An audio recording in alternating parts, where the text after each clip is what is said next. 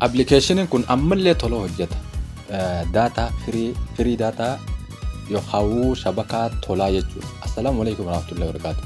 Bakka geessa Ramadaana guyyaa sadaffaa irraa itti fayyadamaa jechaadha. Mee inni kun hojjechuu jiru moo hojjechuu hin jiru dura sana isin garsiisa. Miidiyaa keessan jaalatamaa kan isin hogguuta keessan dhabamne habibi albii keessan kana la ni beeytanii kan ni gartanii kanaan isin akkas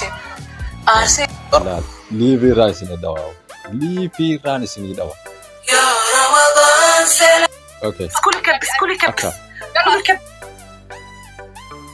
ayyan hojjechaa jiraattu ni argitan jeeyada asumaanu hogguu bakka kana dhuftan isinillee isin godinaadha bakka kana gasseenaa isin kun nama diina kana namni tokkoo fi lama leeyyoon dhuftan taate isin godhanaa Oromiyaati hogguu as dhuftan gadaa Oroo fayyamu kana chaanaala kanaaf maatii ta'uudhaan jajjabeessuu fi deeggarsinaa yeroo hundaa barnoota garaagaraa waa qabuuf as keessa laaluu ni dandeessa. Mee gara barnootaatti adeemnu. Application kun akkamitti hojjetaa kan jedhamu serverii isaa hamma tokko isin garsiiseen description jalaan isiniif kaayaa yoo fi isiniif tolu taate akkana amma inni kun hojjechaa jira. Serveriin isaatiis bifuma laaltanii gartan kana bifa kana Jarmanii kanarra hogguu keessa full ta'ee jira waan ta'eef kun ni argitanii asirratti hogguu dhooytan akka ajaa'ibaatti isiniif dalaga. Banni irratti hojjetu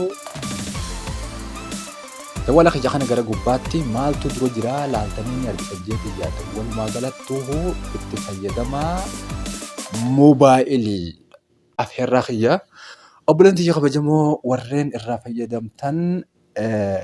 fayyadamtan yoo ni fitaatan share saayibban keessanii godhuu hin dagatinaa yoo ni immoo isin rakkisee isiniif galuu didee komentii jalatti barreessaa isiniif sirreessaan dhaamsa qooti. والسلام عليكم ورحمة الله وبركاته. هم برنوت براتي ولتي ديمونتي نجانتو. يا مصطفى الحبيب اشرف الأنبياء سرتي هاجرات رحمني إلى